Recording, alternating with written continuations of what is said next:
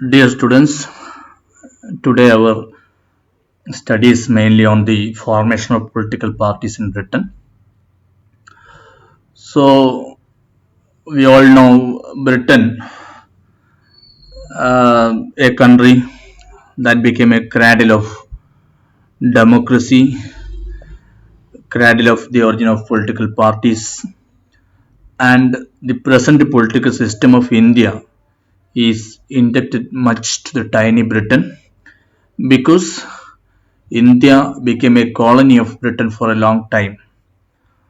So, political system, we know Robert Walpole, who became the first Prime Minister of world, and Britain have the credit of extending voting rights or enfranchisement to women by the first half of the 19th century itself. So, in this way, Britain that became a role model to all countries in the world in concern with the democratic system of the world. And now the political parties playing a very important role in shaping the political and social destiny of a particular country, and political parties are playing a pivotal role in the running of a system, especially the economic, social and cultural system of an area.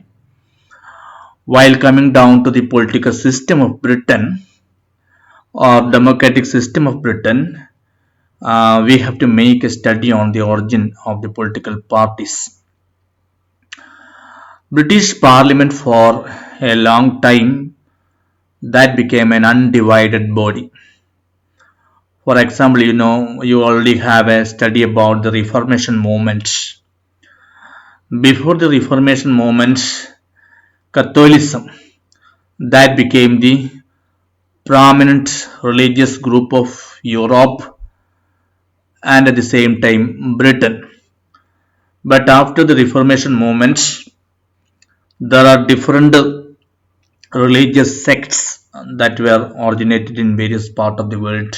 Anglicans, Huguenots in France, then again Puritans.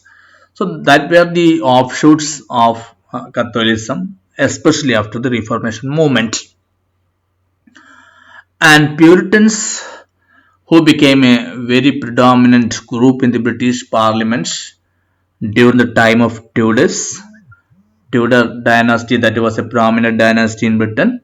So the Puritans formed a predominant group or a prominent group in the British Parliament, and British Parliament that became an undivided group.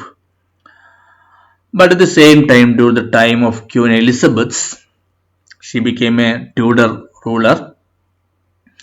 English East India Company was formed during the time of Queen Elizabeth, and Puritans began to question the religious practices and decisions of Queen Elizabeth. So it is the first time Parliament began to oppose the decisions of a ruler. That was during the time of Queen Elizabeth. And various fractions, various groups that were originated in the British Parliament during the time of Stuarts. While drawing the historical date line of Britain, you see the Tudor dynasty was followed by the uh, Stuart dynasty.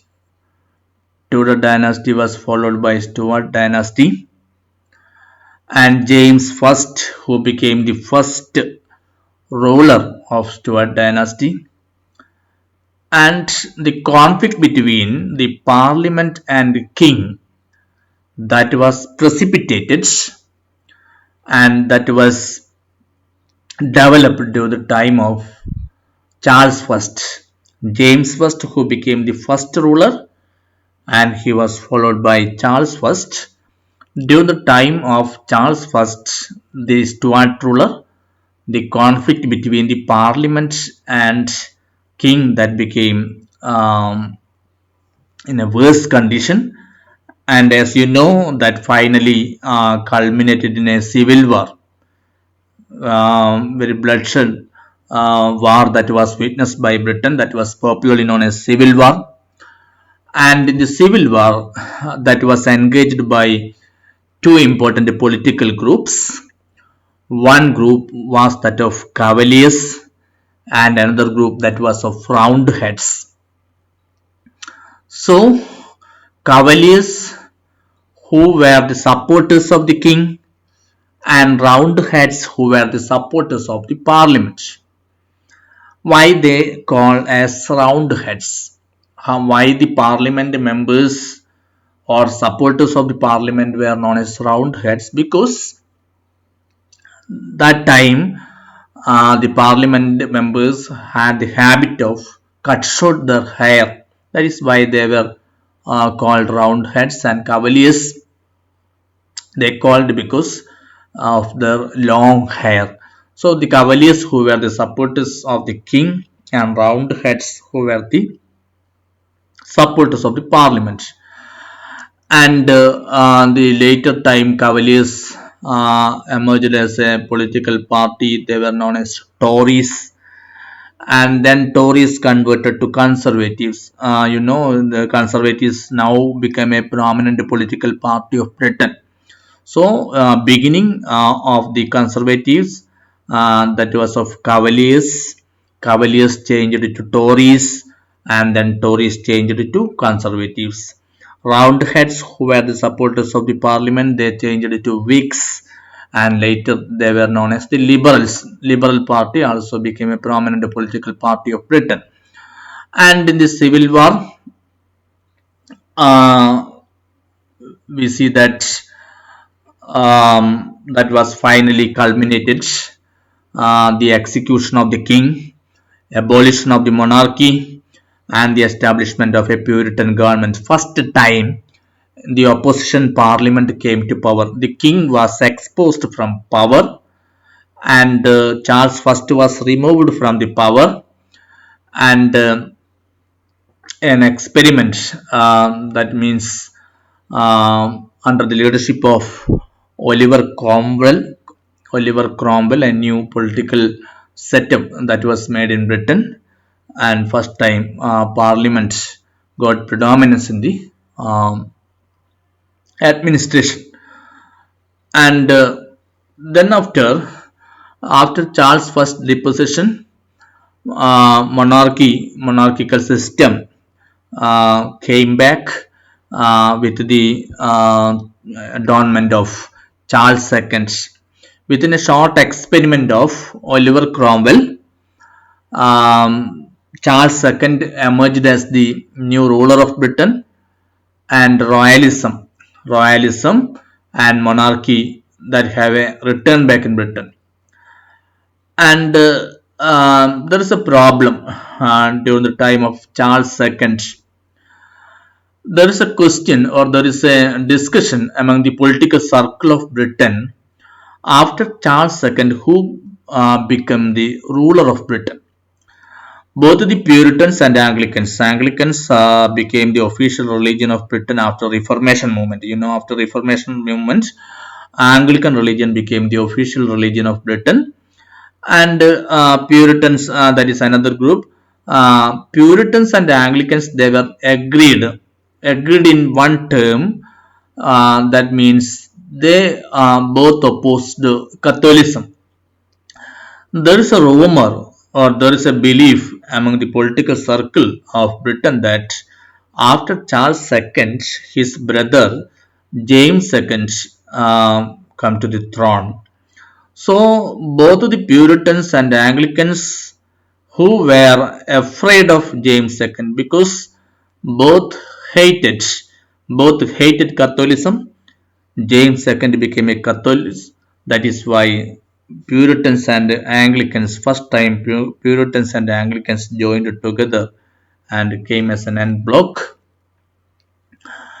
And some of the Anglicans who prepared a bill or who prepared a proclamation, and that was submitted to the parliament, that is popularly known as uh, exclusion bill. This exclusion bill that was introduced by Earl of Shaftesbury. This exclusion bill that was introduced by Earl of Shaftesbury, and this exclusion bill that was introduced with the purpose of excluding or preventing James II's ascendancy to the throne. So those who introduced the exclusion bill in the parliament, they were came to be known as country party. They were known as country party. So you look the evolution. Roundheads then turned to country party. They then turned to Whigs, and they finally emerged as a political party named Liberals. And this bill, exclusion bill, introduced by the country party and its leader Shaftesbury, was opposed by a new group named Court Party, and its leader was Danby. So the Court Party, that they were Cavaliers. They were the supporters of the king. So the Cavaliers, they were changed as Court Party and opposed the exclusion bill introduced by Shaftesbury. So you look the picture. Country Party turned as petitioners. Then they were changed as Whigs, and they changed as Liberals. And Court Party, they were known as Aberists, then changed as Tories, and finally they were the Conservatives. So ideologically, there is some difference between the Tories and Whigs. Tories, they were the supporters of the king, and Whigs who were the supporters of the parliament. The Tories were the royalists in politics. They were the supporters of the royal dynasty, and they were Anglican religion. Official religion of Britain after Reformation was that of Anglicanism. They were the supporters of Anglican religion, and they were aristocratic in social outlook. So that is the ideological background of the Tories.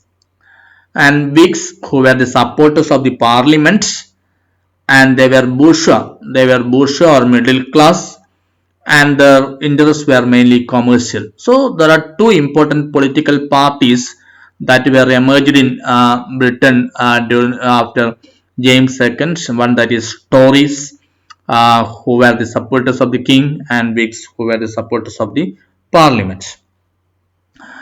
And while coming down to the 19th century, you see Whigs under the leadership of Edward Grey, who became a prominent prime minister of Whigs, and he introduced series of reforms. I think in your second semester you studied about the reform of 1832. 1832 reform that was introduced with the purpose of removing the problems concerned with the parliamentary system or seat allocation. So we don't go into extent but the main provisions of the 1832 reform, but you know that the Whigs under the leadership of Edward Grey introduced series of reforms, most prominent one that of reforms of 1832. And one of the prominent prime ministers of Britain ever seen was that of Gladstone. Gladstone, who became the leader of Whig Party. Whig Party became the supporters of the Parliament. So in this way, Tories and Whigs introduced series of reforms in Britain, and the 19th century and following the 20th century, Tories and Whigs came to power in a series, and Tories under the leadership of Robert Peel, who became another Prime Minister of Britain, and Tories introduced series of reforms within the party and outside the party, and under the leadership of Robert Peel, Tories changed their name as Conservative Party in 1834. So They were changed as Eberis, they were changed as Tories, and finally they were changed as the Conservative Party, a prominent political party of Britain. So, these are some of the preliminary informations that we have about the formation of political parties in Britain. And by 1901, liberals lost their prominence, and then their space was occupied by Labour Party in the midst of the socialist movement. Labour Party emerged as a prominent political party of Britain by the 20th century. So then after liberals lost their glory and their place was occupied by the Labour Party. Now the Conservatives and Labour Party are the two important political parties of Britain.